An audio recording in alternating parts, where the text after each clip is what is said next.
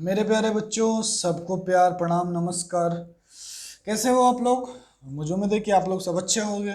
और अगर नहीं हो आप लोग अच्छे तो अच्छे होने का कोशिश कीजिए, क्योंकि हम लोगों के पास मेहनत के अलावा कोई रास्ता नहीं है। हमने पिछले लेक्चर में क्या पढ़ा था? ऑर्डर्ड पेयर और कार्टेशियन प्रोडक्ट। क्या पढ़ा था? Ordered pair and Cartesian product. अच्छा, ये बताना कि ऑर्डर्ड पेयर में भी हमने ऑर्डर्ड पेयर को कैसे लिखा था, याद है? OP. Ordered pair OPSS। OP. OP क्या? ऑर्डर्ड पेयर भी एक सेट होता है क्या? ओपी में A comma B and such that A से एंड बी से। ठीक है, तो ये हो गया ऑर्डर्ड पेयर। बस एक, और इसको कहते हैं फर्स्ट कोऑर्डिनेट और इसको सेकंड कोऑर्डिनेट। ये होता है कार्टेशियन प्रोडक्ट। क्या होता है कार्टेशियन प्रोडक्ट में? हमने बताया था P क्रॉस Q है ना, ये कार्टेशियन प्रोडक्ट है। जहां पर ये स्मॉल p लिया था और ये Q, जहां पर क्या होता है P से आता है और Q से आता है, ऐसा कुछ है ना। Q से आता है and P, Q are non empty. तो ये होता है कार्टेशियन प्रोडक्ट। कार्टेशियन प्रोडक्ट क्या होता है? एक सेट होता है। लेकिन ऑर्डर्ड पेयर क्या होगा? ऑर्डर्ड पेयर, अच्छा ऑर्डर्ड पेयर सेट होगा कि नहीं है?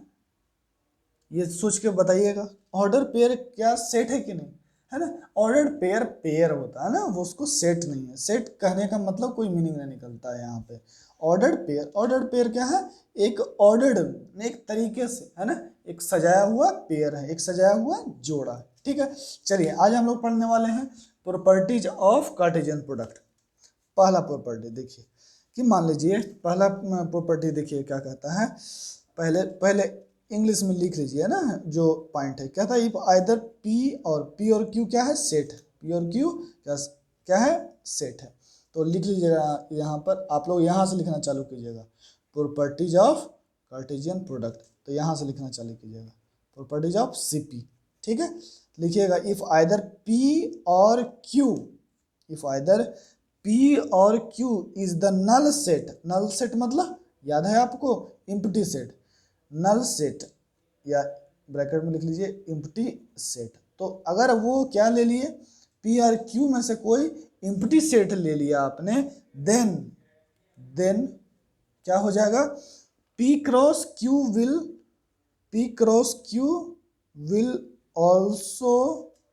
Also be empty set. क्या होगा कि अगर P या Q में से कोई भी एक आपने इम्प्टी सेट ले लिया तो P क्रॉस Q जो कार्टेशियन प्रोडक्ट होगा वो भी इम्प्टी सेट होगा। पक्का? जैसे अब इसको शॉर्ट फॉर्म में कैसे लिखा जाता है, मैंने सिंबल के साथ, या ये भी कह सकते हैं, हाँ सिंबल के फॉर्म में कैसे लिखेंगे कि इफ P और Q बड़ा ना, P और Q इज इम्प्टी, देन ये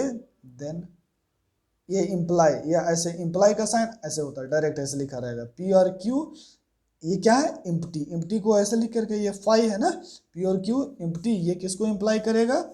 इम्प्लाई का साइन होता है। P और Q बराबर इम्प्टी सेट है, तो P क्रॉस Q क्या होगा? ये भी इम्प्टी होगा। ठीक है, कोई दिक्कत नहीं ना। जैसे इसमें कुछ कोई एक ले लीजिए ना, जैसे इम्प्टी, देख लीजिए, समझ लीजिए एग्जांपल। जैसे कोई बच्चा पूछेगा इम्प्टी क्रॉस इम्प्टी, तो इम्प्टी सेट मतलब इसमें कोई एलिमेंट है ही नहीं, इसमें कोई एलिमेंट है ही नहीं, तो प्रोडक्ट क्या बनेगा? कुछ नहीं, कोई एलिमेंट नहीं आएगा। ठीक है, अगर मान लीजिए कि एक पी सेट ले लेते हैं जिसमें एलिमेंट है, पी सेट में क्या है? एलिमेंट है, लेकिन अब दूसरा सेट आपने एम्प्टी ले लिया, तो इसमें तो एक भी एलिमेंट है ही नहीं, तो पेयर कैसे बनाइएगा? जब पेयर ही नहीं बना पाइएगा तो फिर कार्टेशियन प्रोडक्ट कैसे डिफाइन होगा? क्योंकि कार्टेशियन प्रोडक्ट क्या होता है? सेट ऑफ ऑर्डर्ड पेयर, है ना। जगह डिफिनीशन फिर से पढ़िए, कार्टेशियन प्रोडक्ट का क्या होता है? सेट ऑफ ऑर्डर्ड पेयर, तब भी क्या होगा? एम्प्टी होगा। या ऐसे भी लिख सकते हैं क्या, या मान लीजिए कि ये इम्प्टी सेट क्रॉस Q ले लीजिए, तो ये भी क्या होगा? इम्प्टी सेट होगा, है ना, क्योंकि पेयर बन ही नहीं पाएगा। इस Q सेट में तो एलिमेंट है, लेकिन ये इम्प्टी सेट है, इसलिए इस क्या हो जाएगा? एम्प्टी। इसीलिए हमने क्या कहा कि आइदर P या Q दोनों में से कोई एक सेट अगर एम्प्टी हो जाएगा तो P क्रॉस Q हो जाएगा, P क्रॉस Q क्या हो जाएगा, एम्प्टी सेट हो जाएगा। ये Q को थोड़ा अच्छे से लिख लीजिएगा ना, तो Q और फाई में अंतर नहीं पता चलेगा। पहला प्रॉपर्टी हो गया। दूसरा प्रॉपर्टी लिखते हैं। दूसरा प्रॉपर्टी क्या कहता है कि पहले एक एग्जाम्पल लिखते हैं। लिखिए एक एग्जाम्पल। एग्जाम्पल है ना, ए क्या है, A1 कॉमा A2 है और B क्या है, B1 कॉमा B2, ठीक है। B2 कॉमा B3 है कॉमा B4 है। अब A क्रॉस B आपको निकालना है, तो कैसे निकालिएगा, ये तो आप जानते ही हैं, कुछ नहीं, पेयर बनाना है। A1 B1 comma A2 comma B2 comma A1 comma B2 इसके साथ, इसके साथ, फिर इसके साथ, फिर इसके साथ और फिर इसके साथ। तो A1 कॉमा B3 और A1 कॉमा B4। फिर A2 से शुरू कीजिए, तो A2 B1, A2 B2, A2 B3 और A2 B4, है ना। ऐसे A2 B1, A2 B2, A2 B3, A2 B4 pair बन गया। और ऑर्डर्ड पेयर तो ठीक है, A पहले है B बाद में, है ना, A पहले है B बाद में है, तो ऑर्डर्ड पेयर बन गया। कितना बनेगा, टोटल 8, तो 4 दूना 8, 4 दूना 8। चलिए एक बात तो बताइए कि A1 B2 अलग है क्या, ऑर्डर्ड पेयर में A1 B2 अलग होता है, और A1 B2 not equal to A2 B1। ये तो आप जानते हैं कि अगर मैं इसको ये A1 B2 not equal to A2 B1 ऐसे भी कह सकते हैं। A1 B2 किसके बराबर नहीं होता है, ये पलट भी दीजिएगा तब भी क्या होगा, ये बराबर नहीं होगा, क्योंकि हम जानते हैं क्या है, एक ऑर्डर्ड पेयर है। तो ऑर्डर्ड पेयर बराबर कब होगा भाई, ये सोचने वाली बात है। तो लिखिए अगला दूसरा पॉइंट है ना, ये एग्जाम्पल था। अब दूसरा पॉइंट लिखिएगा कि two ordered pair two ordered pair ORDERED ordered pairs are equal if and only if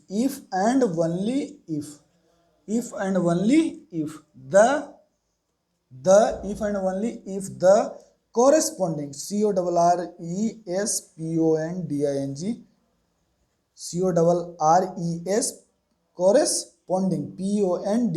corresponding first element, corresponding मतलब होता है क्या, संगत।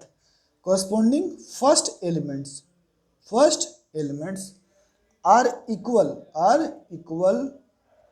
and the second elements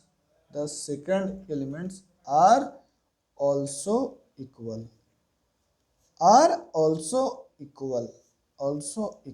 कहता है कि दो ऑर्डर पेयर इक्वल होंगे कब, इफ एंड ओनली इफ, वो तभी इक्वल होंगे जब कॉरस्पॉन्डिंग फर्स्ट एलिमेंट, वो किसके इक्वल होना चाहिए, corresponding first elements are equal and the second elements are equal. मतलब दो ऑर्डर पेयर का जो पहला एलिमेंट होना चाहिए वो बराबर होना चाहिए और दूसरा एलिमेंट होना चाहिए वो बराबर होना चाहिए। तो इसको मैथमेटिकली देखिएगा कैसे लिखेंगे, मैथमेटिकल सिंबल के साथ, है ना। इस लिखेंगे कि दो ऑर्डर पेयर ले लिए, है ना, दो ऑर्डर पेयर को इक्वल करना है, तो दो ऑर्डर पेयर ये किसके बराबर हो, दो ऑर्डर पेयर बराबर है कब, इफ एंड ओनली इफ, ये इसका साइन होता है। इफ एंड ओनली इफ का साइन क्या होता है, ऐसे दोनों तरफ से।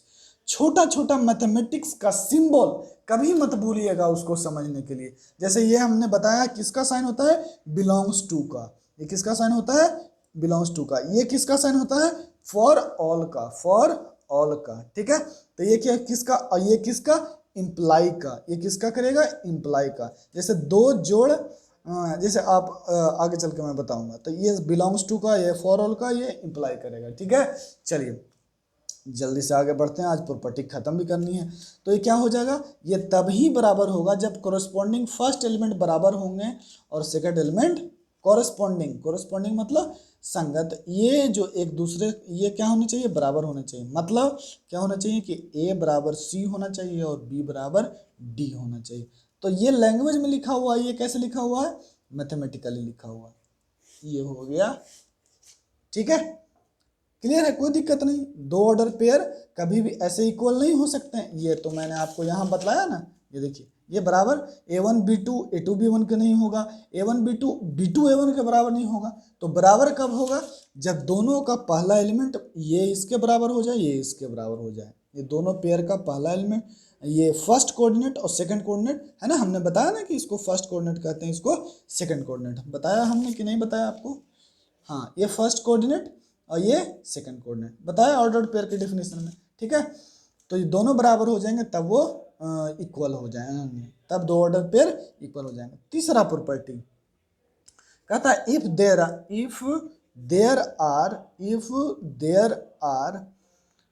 Are p elements in A, कितना एलिमेंट, एलिमेंट्स की संख्या कितना है ए में, p elements A, and q elements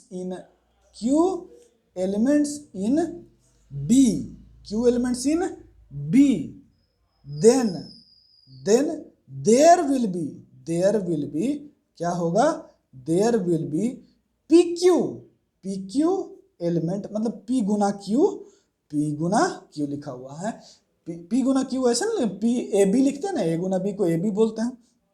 pq element in क्या होगा, इन a क्रॉस b होगा।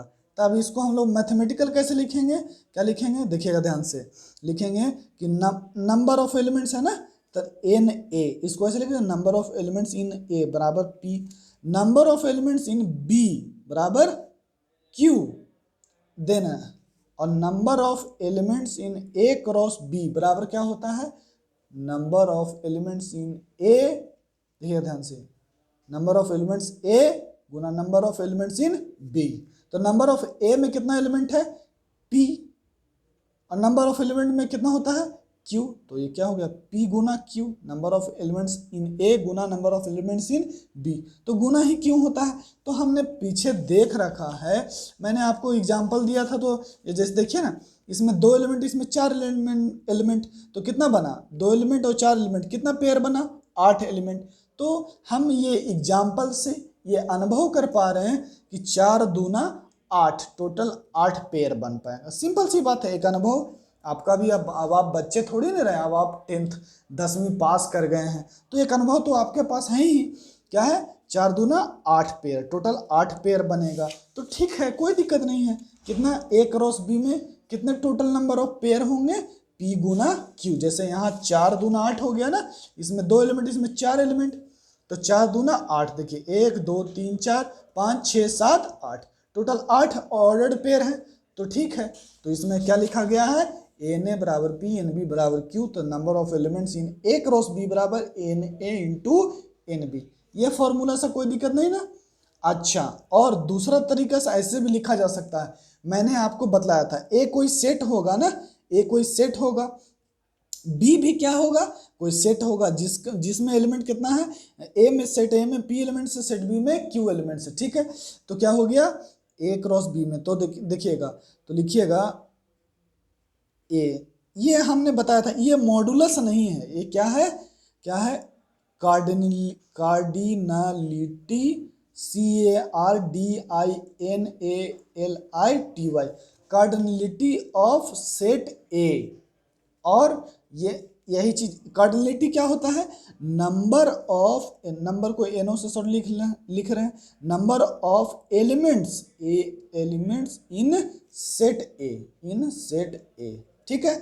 तो इसको, तो number of elements in set ए, ऐसे तो क्या लिखेंगे यहाँ पर, ऐसे इस फॉर्म में लिखेंगे, कार्डिनलिटी ऑफ ए बराबर पी, ए में कितना एलिमेंट है p, और b में कितना एलिमेंट है q, तो a क्रॉस b में कितना, a क्रॉस b बराबर क्या हो जाएगा इस फॉर्मूला से, a गुना को बीच वाला रहता है ना, गुना b, जैसे ऐसे लिखा हुआ है, तो ये दशमलव नहीं है, ये 4 गुना 5 है, दशमलव लिखना है तो यहाँ होता है दशमलव, नीचे ये है 4.5, याद रखिएगा।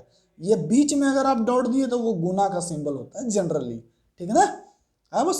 लेकिन आप लोग याद रखिएगा, आप लोग ऐसे लिखते हैं 0.5.4, ये गलत है लिखना, 5.4 ऐसे लिखा जाना चाहिए, नीचे एकदम 5 के जस्ट नीचे बगल, आया बस। चलिए ठीक है। अगला प्रॉपर्टी कोई बहुत बड़ी चीज नहीं है, अगला प्रॉपर्टी सही है। चौथा, चौथा क्या है भैया? चौथा कहता है कि if A and B, if A and B are non empty set, non empty set, empty sets and either A और बी, मान लीजिए कोई दोनों ए और बी कोई दो सेट है ना, वही ना लेके चल रहे हैं, ए क्रॉस बी है, चल ठीक है, आपको ए और बी नॉन एम्प्टी सेट है, तो ए और बी में कोई एक इन्फिनाइट हो जाएगा तो क्या हो जाएगा? तो क्या, या दोनों इन्फिनाइट होगा तो क्या होगा, है ना? आइदर ए और बी, आइदर ए और बी, ठीक है।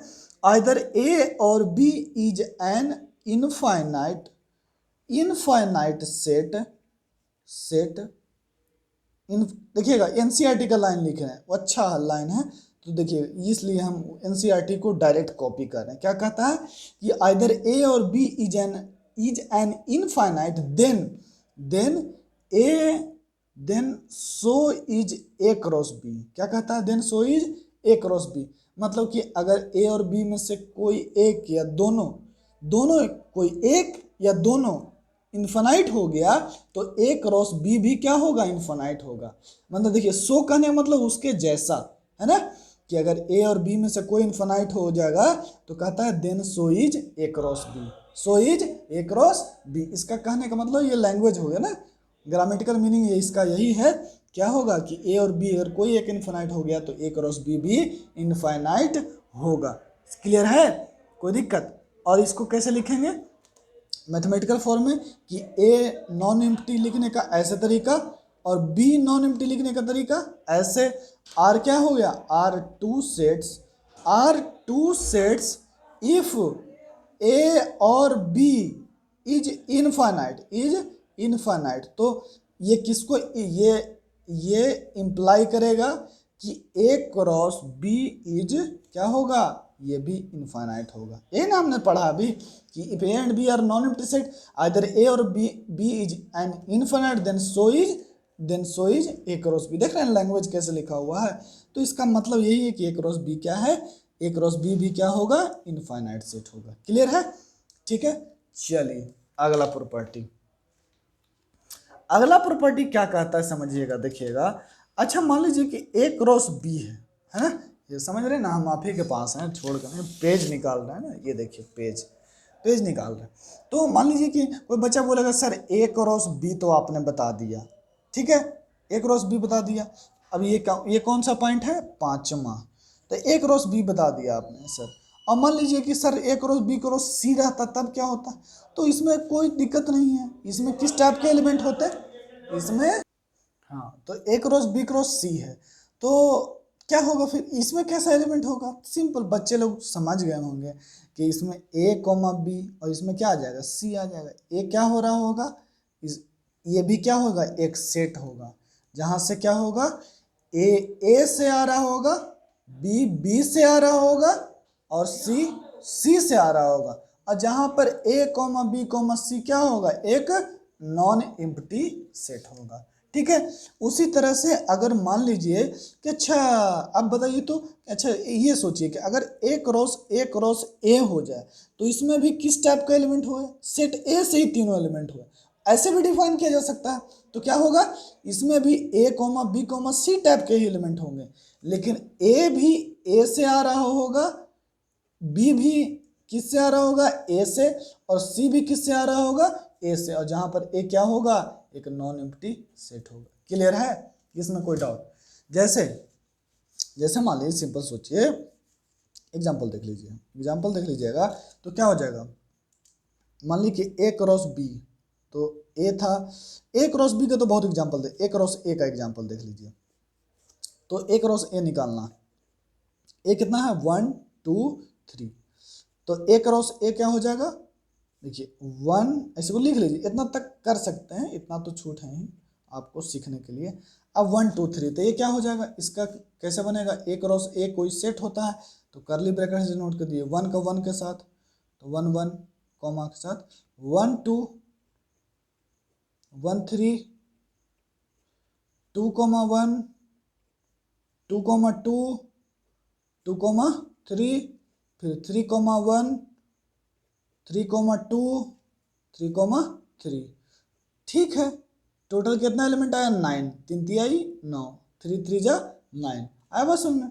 तो ए क्रॉस ए ऐसे बनेगा, कोई बात नहीं, इसमें क्या समझने वाली बात है या नहीं जो आपको नहीं समझ में आएगा, बहुत आसान बात है। ठीक है, चलिए आगे बढ़ते हैं। अब है एक क्वेश्चन है, क्वेश्चन क्या कहता है देखिएगा, एनसीईआरटी का एग्जाम्पल का क्वेश्चन है। लेट क्या कहता है कि 1 2 3, ए कोई सेट है जिसमें 1 2 3 है, बी क्या है जिसमें 3,4 है, एंड सी क्या है जिसमें 4 5, 6 है। तो पहला क्वेश्चन देखिएगा था, पहला कहता है देन फाइंड फर्स्ट, पहला क्वेश्चन है फर्स्ट कहता है कि A cross B union C निकाल के बताओ। दूसरा कहता है कि A cross B intersection A cross C निकल के बताओ। एंड तीसरा कहता है कि A cross B union C, और चौथा ए क्रॉस बी और यूनियन ए क्रॉस सी। तो याद है आपको यूनियन मतलब क्या होता है, मिलाना। तो सबसे पहले देखिए बी पहला सोल्व कर दे तो, और पहला और दूसरा कर देते हैं। ठीक है, पहला और दूसरा कर देते हैं। एक एक ये भी इंटरसेक्शन, अच्छा एक यूनियन ये वाला कर देते हैं, ये वाला कर देते हैं ना, एक यूनियन वाला एक इंटरसेक्शन वाला। तीसरा सॉल्यूशन देखिएगा, तो आप पहला और चौथा कर लीजिएगा खुद से। ए कितना है, ए 1 2 3, ठीक है। बी यूनियन सी क्या होगा, कोई बी यूनियन सी, यूनियन मतलब क्या होता है मिलाना। तो क्या हो जाएगा, बी और सी को एक साथ मिला दीजिए, तो बी और सी में कितना हो जाएगा 3 4, तो दोनों में मौजूद है तो कोई दिक्कत नहीं है, 3 4 5 6 मिल गया ना। बी और सी का यूनियन यही होगा, ये तो समझ रहे हैं। और ए कितना है 1 2 3, ए कितना है, तो ए क्रॉस आपसे बी यूनियन सी पूछ रहा है, तो ए कितना है 1 2 3, और किसके साथ क्रॉस लेना है थी क्रॉस लेना भैया 3 4 5 6। तो इसमें देखो, इसमें 4 एलिमेंट है, इसमें 3 एलिमेंट, तो कितना होगा टोटल 12, बना लीजिए 1 3 1 4, दिख रहा है ना 1 3 1 4, और फिर ऐसे 1 3 1 4 1 5 1 6, तो 1 5 और 1 6, ठीक है। और ये कितना हो जाएगा 2 3 2 4 2 5 2 6, फिर 3 3 3 4 और 3 5 और ये 3 6। बताइए इसमें कोई शिकायत नहीं ना। ए क्रॉस बी यूनियन सी हो गया। अब ये निकालना है ए क्रॉस बी और ए क्रॉस सी का इंटरसेक्शन। तो ए क्रॉस बी में कितना एलिमेंट होगा, देखिए 3 2 6, और बी ए क्रॉस सी में कितना एलिमेंट होगा 3 3 9, और इन दोनों का इंटरसेक्शन लेना है। ठीक है, चलिए आगे बढ़ते हैं। क्वेश्चन क्या है भैया, देख लेते हैं कि ए क्रॉस बी। तो ए क्रॉस बी हमको सबसे पहले निकालना, देखिएगा। तो ए में 1 2 3 था, 1 2 3, और बी में कितना है भैया, बी में देखो, आप देखो सामने है आपके ना, बी में 3 4 है। तो ए क्रॉस बी सबसे पहले निकाल लीजिए, देखिए एकदम बेसिक। ए क्रॉस बी, ए क्रॉस बी में सबको कीजिए 1 को 3 के साथ, 1 को 4 के साथ, फिर 2 को 3 के साथ, 2 को 4 के साथ, फिर 3 को 3 के साथ, और 3 को 4 के साथ। आ गया कार्टेशियन ए क्रॉस बी। चलिए फिर क्या है, ए क्रॉस सी है ना, देखिए यहाँ पर है ना, यही ना सवाल है, ए क्रॉस सी। तो ए लिख लीजिए, ए क्रॉस सी क्या होगा, ए है 1 2 3, और सी कितना है भैया, सी देख लो, सी कहाँ गया, सी है अपना 4 5 6, ये एग्जाम्पल है। तो सी है 4 5 6, मैंने टोटल 9 एलिमेंट हो गए। अब बताइए ए क्रॉस सी में कितना हो जाएगा, तो ए क्रॉस सी भी एक सेट होगा, तो कर्ली ब्रैकेट से 1 1 4 1 5 और 1 6, फिर 2 4 2 5 2 6 3 4 3 5 और 3 6, ये ए क्रॉस सी हो गया। ठीक है, ए क्रॉस सी हो गया, कोई दिक्कत नहीं। अब क्या कहता है, इसी का इंटरसेक्शन कहता है कि ए क्रॉस बी, ठीक है ना, इंटरसेक्शन ए क्रॉस सी। तो ये दोनों में कुछ कॉमन है, बताइए तो। 1 4 तो कॉमन है भाई, है ना, 1 4 क्या है, कॉमन है, सही है। फिर और कुछ कॉमन है 2 3, इसमें तो ये नहीं है भैया, देख लीजिए। तो जो कॉमन आएगा वो क्या आ जाएगा, वही आंसर होगा। तो 1,4। फिर देखिए 3,3 इसमें नहीं है, 3,4 है, दोनों में कॉमन कौन है, ये, तो ऐसे लिख लीजिए 1,4 3,4 ये नज़र आ रहा है। और कोई 2,4 भी है, यहाँ भी, तो 2,4 लिख लीजिए। 2,3 ये 1,3 इसमें है कहीं, नहीं है, वह नहीं आएगा। 2,3 है इसमें कहीं, नहीं, तो ये नहीं होगा। 3,3 है, नहीं, तो यही हो गया आंसर। जो दोनों में कॉमन कौन है, ये 3 एलिमेंट इसमें भी है, इसमें भी, तो यही आंसर है। इंटरसेक्शन मतलब क्या होता है, कॉमन। यूनियन मतलब क्या होता है, एक साथ करना। ठीक है, सही है। तो यही था आंसर। अब बाद बाकी बना लीजिएगा, तब हम लोग अगले क्लास में कुछ और प्रॉपर्टी पढ़ेंगे। तब तक के लिए धन्यवाद। ठीक है, कोई दिक्कत नहीं।